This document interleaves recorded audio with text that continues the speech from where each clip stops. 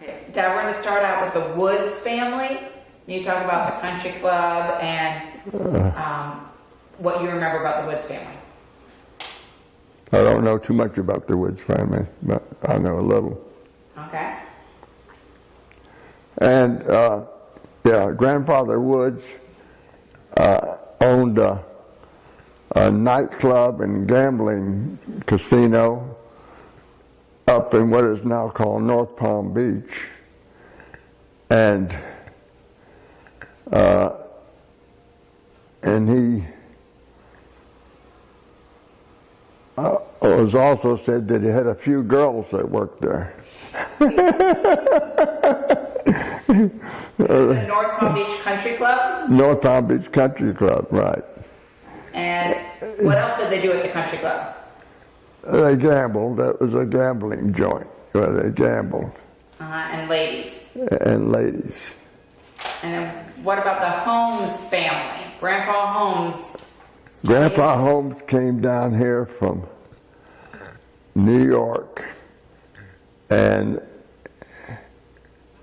he lived out on a little town called Babylon, just out on Long Island, not too far from New York City.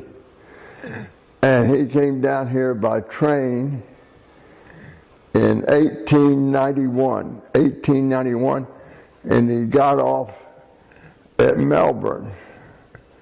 And he got off at Melbourne because that was the end of the rail line. And he worked there for a year, and he came down on the rail to West Palm Beach, and he got off at West Palm Beach because that was the end of the rail line. And he and a guy named Mr. Eckert, they started a boatyard and machinist shop. And my grandfather built boats, and Mr. Eckert worked on metal. He's a metal man. And he made bicycles. They took a bicycle and they put like a couch in front of it with wheels on either end. And the blacks would sit back on the bicycle and pedal it, and they'd go over to Palm Beach and pick up people at the hotels and take them on tours. And Mr. Eckert designed this, and I've got the original plans to these bicycle machines that they used to rent to the blacks every day. Blacks would come by and rent them and for the day. And my grandfather, he had a little boatyard there in West Palm Beach. And we had a bad hurricane in 1928. The worst hurricane in the history of Florida hit. Where was the boatyard? The boatyard, the people that used to bring, well, let me go back on my story here. Before, the people used to come down here before the trains came. They came down by boat to Jupiter, Du Bois Park in Jupiter, and then they would get on a little, what they called the Celestial Railroad, and went from Jupiter to Mars to Juneau, and Juneau was at the end of PGA and US 1. And that was also the county seat of Dade County. That was where the courthouse was and everything. And they would get off there and get on boats, big passenger boats, and they would take them down to West Palm Beach and Lake Worth and Delray. And these people that owned the passenger boats had a big marina on what we call Cabbage Island. It's now called Everglades Island, but they had a big boat works there where they could haul these big boats out and work on them. And after the railroads came in, they went out of business. So my grandfather offered to buy the island and the boat works, and he paid $150 for the island and the boat works. And now that island has about 25 homes on it, and the cheapest one is $20 million. So anyway, he took over this boat works and he was building boats and repairing boats there, and he was the biggest boatyard in Florida.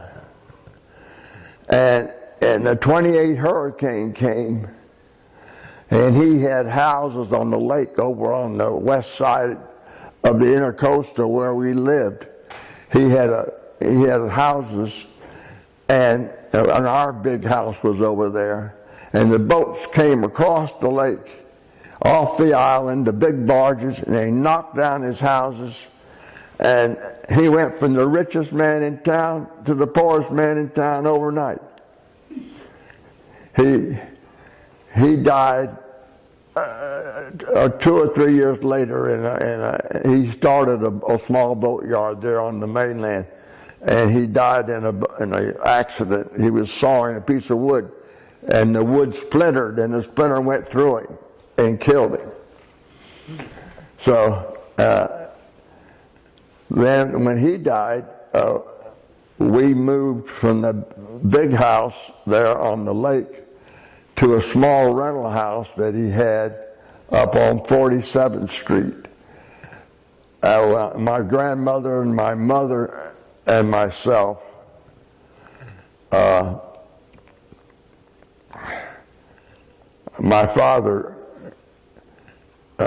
mother and father got divorced when I was like 3 years old, and my sister was 2, and my father, he lived up in Michigan.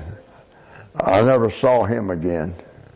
I did see him one time for about 5 minutes. He came by when I was working up in Tallahassee. But anyway, we were raised there by my mother and my grandmother, my sister and I. Tell me about the sailing you did growing up, the trophies that you got. Yeah, I had, my mother bought me a boat. Went from a boy called Emo Rivalvich. Rivalvich they were a big boatyard people. They were smaller than my grandfather originally, but my grandpa went out of business and they got bigger. Anyway, he went into service, and he had a sailboat. My mother bought this sailboat from him. It was an overgrown moth. The moth is about 12 feet long with a hump in the front, and he made it 18 feet long with a hump in the buck. And instead of one sail, he had 2 sails. He had a mainsail and a jib. Anyway, she bought that boat, and I had that boat when I was in high school, and I used to race it. I belonged to the Junior Yacht Club. The Senior Yacht Club had the Junior Yacht Club, and I was vice president of the Junior Yacht Club, and they let us use the big clubhouse there for dances, and we would hold dances there on Friday night, and all the kids from Palm Beach High and and St. Anne's would come to the dances. And after that, I went into service, and I was was drafted into the Army, and I went up to Atlanta to go up to Atlanta to get my physical and everything, and then I took my basic training in South Georgia, and after my basic training, I went to advanced train over in Texas. And we took an advanced train over there until we went to, then I went to California, to San Francisco, and got on a troop ship. And the war was still going on, and we were heading for Japan. We were going to invade Japan. And when I got over there and the Japanese heard that I had arrived, they surrendered, and the boat turned around, and we went down to the Philippines, and La Ceiba, and it was there that the town of La Ceiba that I stayed most of the time, and General MacArthur was there at La Ceiba, and he had a big house. The town was just completely destroyed, but there was this beautiful house on top of the hill that didn't have a scratch, and that was General MacArthur's house. He made sure when he bombed that place that they never got hit his house. So, anyway, I stayed there until I went down to see the captain one day in the tent, and he told me that he wanted to get a letter typed, and he couldn't find anybody who knew how to type. And I said, hell, I know how to type. I'll type that letter for you. So anyway, I typed that letter, and then my good buddy, Dragomer, he was from New York. Dragomer and I, we shared a tent together, and Dragomer we lived in tents, and we had on the corners, we had towers on each corner with guards at night, and my buddy Dragomar was up there as a guard, and the hullabaloo likes were Filipino fighters who didn't like the Japanese, and they didn't like the Americans. They were Filipino fighters. Anyway, the hullabaloo lights came up, and Dragomar was just up there in that damn tower, and they shot his ass. They killed him. And so they brought him down, and they said, Jacob, just Dragomar's your buddy. He says, you got to take him to the hospital, the morgue. The morgue is about 10 miles away. And so they put Dragomar in the damn back of the damn truck, the pickup, and I had to go like a bat out of hell, about 10 miles, down to the morgue and to get rid of Dragomar, and then I had to come back. And a couple of days later, the captain called me in, and he said, I got a plane going to Guam, and I want you to get on it. So there's a small plane came, just me and the pilot, and they took me to Guam. And then I worked in the medics in Guam. They put me in with a bunch of doctors they had plenty of time in, and they should have gone home, but they had no replacements. So they hated the Army worse than I did. And every day they'd put me in for a raise. So I ended up there, I went from private to sergeant in about a month's time. And then we lived in big Quonset huts. And a big hurricane came, and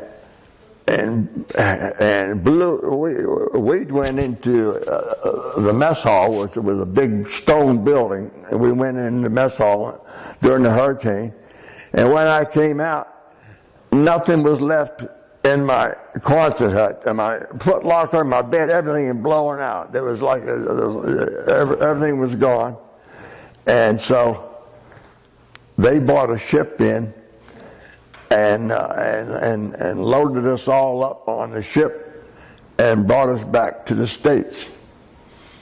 And then I was discharged in Texas, and I came on back to West Palm Beach on the bus. And then where did you go to college? Then I went to college in University of Florida, and I went up there with my buddy Jimmy Murray. We went up together. And we were freshmen, and we joined a fraternity, and him and I went into the fraternity together, and they were starting up a new fraternity, and we did a lot of work painting and getting the building and getting everything all ready, and once we got the damn thing ready, they run Murray and I off. After we painted the damn building, anyway.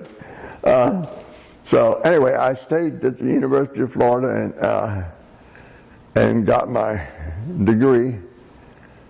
I got 2 degrees. I got 1 degree in soil science, and then I stayed and got another degree in agricultural engineering.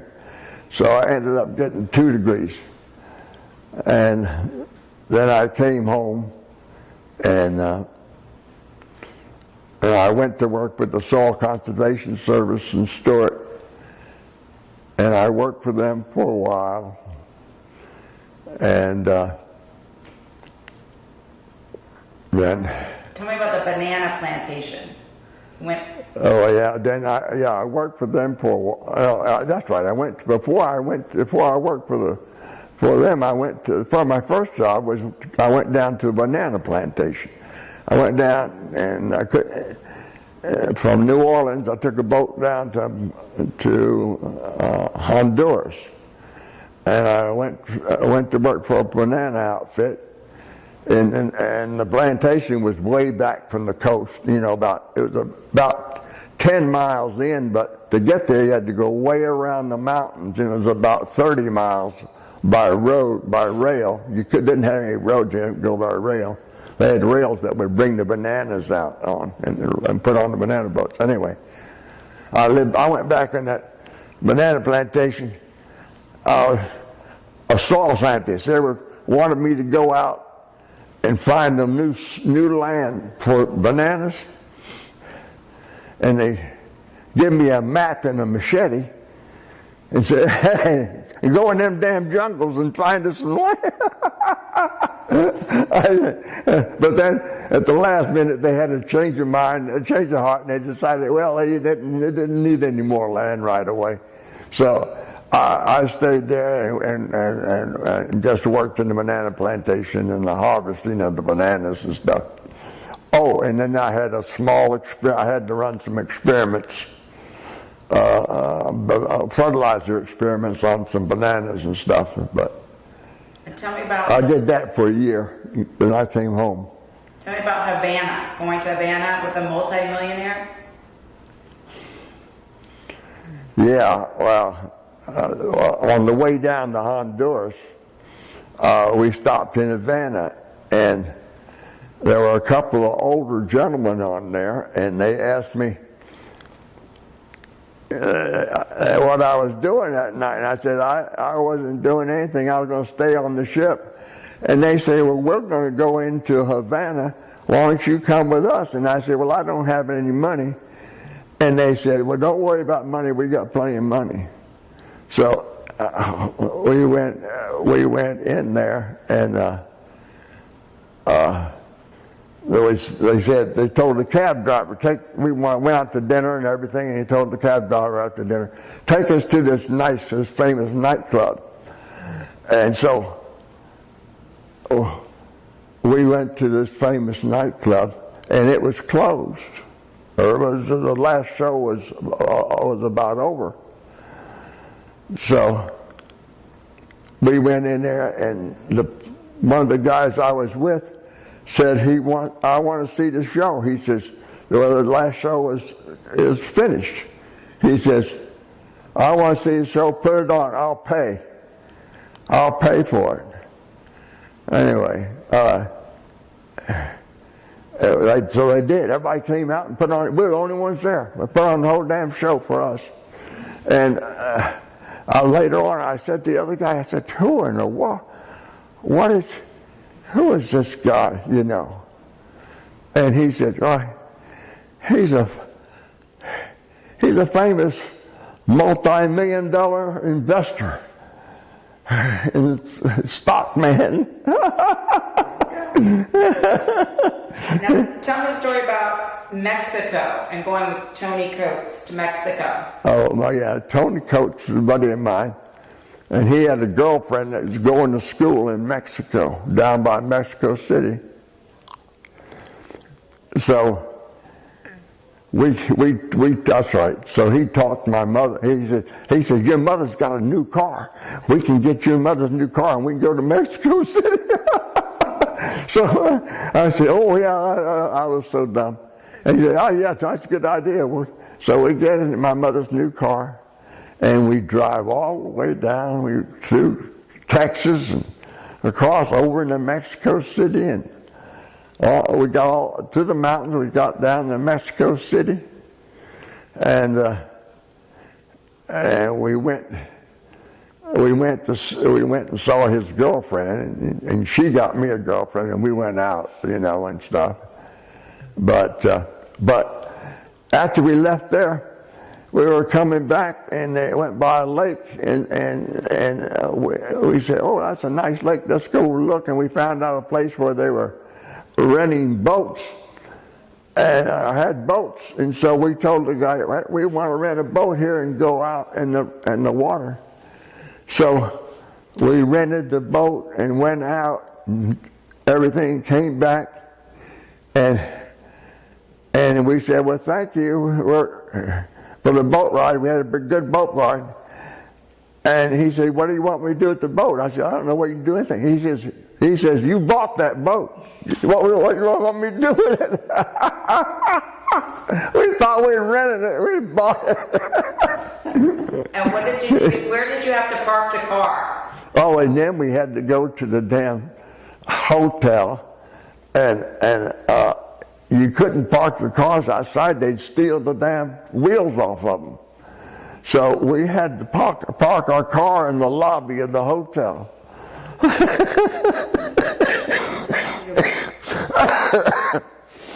Tell me about the story. You went bear hunting. You wanted to go bear hunting. You were with Schneider. Oh yeah, Joe Schneider and Jimmy Murray and I. And Red Carroll, 4 of us. Joe Schneider was his dad was a multi-millionaire out of Texas, and he am I doing all right? And he wanted to he bought Joe a brand new Chrysler to go to college in. But before college started, my buddy Jimmy Murray, his father had a camp up in the Adirondacks, up at Mountain View, up in the Adirondacks, and we went up there in Joe's new car to the Adirondacks up there to his camp, and then they decided they wanted to go bear hunting in Canada. So we went up to Maniwaki, Canada, way up, as far as you could go in Canada, way up. And we got up there and went in the hotel, and the guy says, what are you doing up here? I said, well, we came up here to go bear hunting. We're going to go bear hunting. He said, hell, bear season closed yesterday. So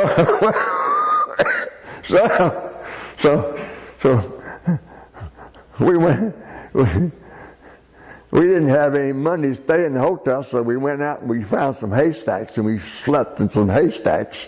And where did you get food? And we went to a restaurant and got some food. Then we got in a car and we came back to Jimmy Murray's father's place in the Adirondacks. And we didn't have any money for food, so we'd have to go out and steal from the corn and potatoes and whatever we could steal from the farmers. How did you get back with no money? We got back with a Georgia credit card. That was a hose and a can, a gas can. A gas can and a piece of garden hose. Anyway, so I damn near got shot one night. I was siphoning gas out of this guy's car. It was about midnight, and in front of his house, and all of a sudden the light came on. And I had to grab that damn can and that hose and run like hell because the guy was coming out the door. But we managed to get home with that. And tell me about working with the Department of Agriculture. Yeah, my Department of Agriculture. Yeah, I worked with the Department of Agriculture and I worked with the Soil Conservation Service, and I worked with the University of Florida. I was an assistant professor at the University of Florida, and what I did is I made soil maps. I made a soil map of Gadsden County. It's the official soil map of Gadsden County today. They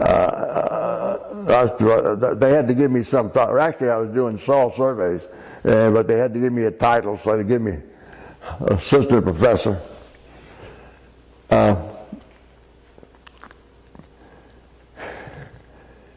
And tell me how you met Mom.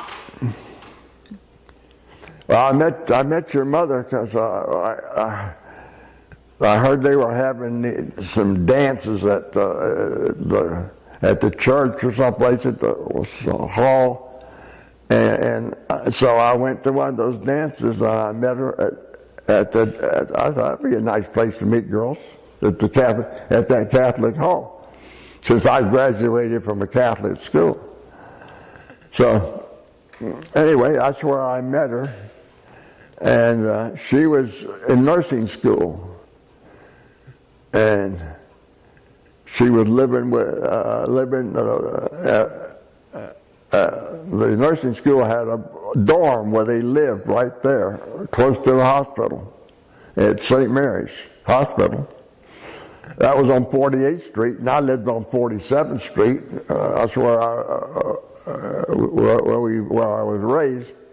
Anyway, so we started dating while she was in nursing school and ended up getting married. And where did you get married, and where did you have your reception?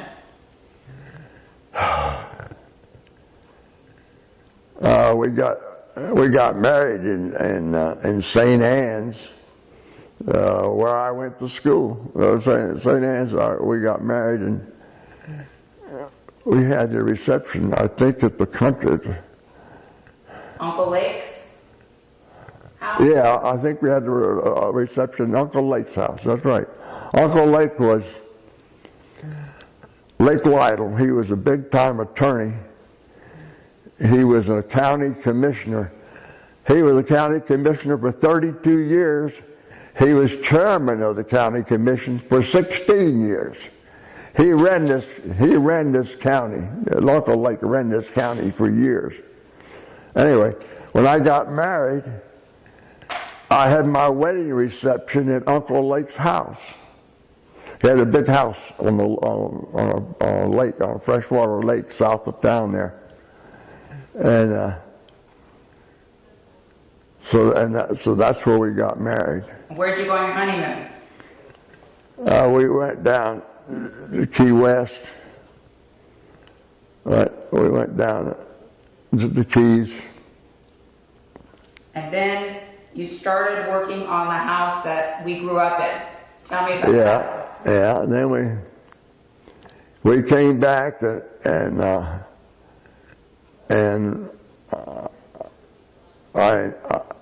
I needed a house. Didn't have a house. We were renting an apartment. So my uncle Oliver, he was a carpenter, an A1 carpenter, and he and I built a house in North Palm Beach. We built a house, and he took his weekends off for a year. Can you imagine a guy taking his weekends off for a year to build me a house? He and I built this house in North Palm Beach. It cost $25,000.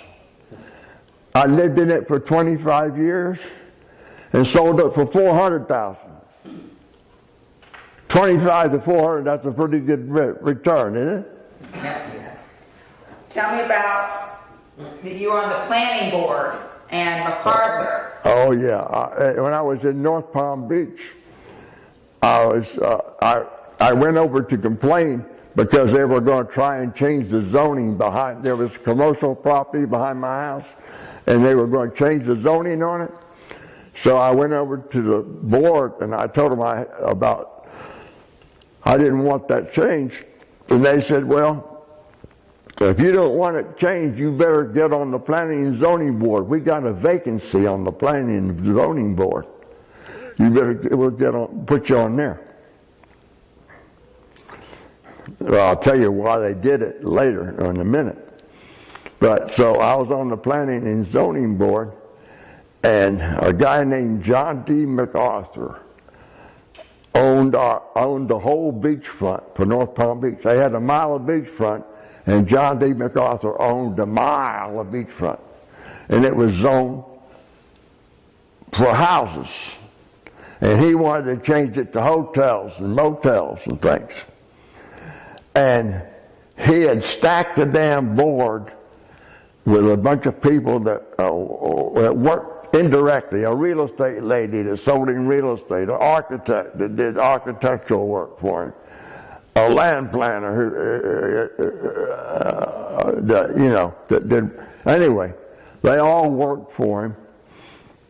Except me. I was the only one on the board that didn't work for him indirectly. So it came up for a vote, and they all voted to let MacArthur put his hotels over there, and I was the only one that voted against it. But the good part about it is we were only advisory board, and so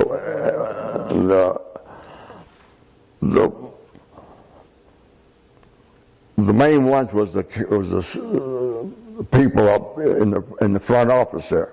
Anyway, we went before them and the city commission, and they said, Mr. Jacobs, everybody voted for Mr. MacArthur except you. Why didn't you vote for him? And I said, well, if you want another Miami Beach, if you want another Fort Lauderdale Beach, you can change that zoning, but I don't want it, and I don't think the people in North Palm Beach own it. And they said, you know, you're right, Mr. Jacobs, these other guys are wrong. We aren't going to let him do that. We're going to keep that zoning.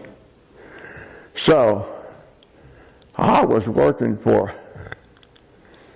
the United States Department of Agriculture as a soil scientist, and lo and behold, I get a notice to go see my boss in Orlando. And I go see my boss in Orlando. He says, man, I don't know who you pissed off, but somebody is big. He says, this is something I've never heard. He says, I'm about ready to retire. I've been head man for the Department of Agriculture in several states. He said, this is something I've never heard of in all my time in government. I got a notice from Washington to get rid of your ass. MacArthur he was the richest man in the United States. He owned Bankers Life Insurance Company. And he owned enough politicians in the government that he got the Department of Agriculture. They didn't fire me directly. They were trying to get me to quit. They said, well, first we're going to transfer you to Columbia, South Carolina. And I said, I'll go to Columbia, South Carolina. Well, next they come back, we're going to transfer you to Anchorage, Alaska. I said, I'll go to Anchorage, Alaska. So, anyway, they finally said, well, we'll give you early retirement. It'll cut your retirement in half, but you'll get something. So, that's what I got. I got early retirement, and that's that. Some of this MacArthur didn't get me completely. So do you remember any stories of Milton growing up? Sports he played or anything? I don't remember anything right off. Milton was pretty. All my kids were. I didn't have any problem with my kids. I had good kids. I had good kids. And when did you catch your sailfish? This one, the big one? Yeah. Tell us about that. I got that one fishing with the Sharon and I were out fishing. We were fishing for snook one day in the Palm Beach Inlet and the Jupiter Inlet, and the damn fish weren't biting. So, and we had some live bait, and I saw a shrimp boat anchored about 30 feet or close to shore. A shrimp boat had come in anchored, and they were cleaning their net. I said, let's go down and check the nets. So I went down, and then anyway, I forgot what I suppose I go and talk. Sailfish story. Oh, well, yeah, okay, yeah. And so, anyway, they were cleaning their nets, and we trolled by there on my live bait, and I went by, and one of the poles went down and it came up, nothing on it. Then the other pole went down and something was on it, and I started fighting it. Here I had a snook rod with 30-pound test line, a small rod, and I see this damn fish jump. It was a damn big sailfish, and I started fighting him. But I was smart. I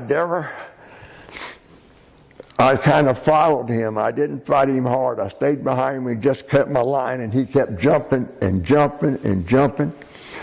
And finally, after an hour, he jumped out, and I ran up alongside him. I grabbed him by the beak, and I brought him in the boat. So. How big was this fish? That was 8.5 feet long. 125 pounds. He was the largest Atlantic sailfish ever caught. And I caught him on 25-pound test line.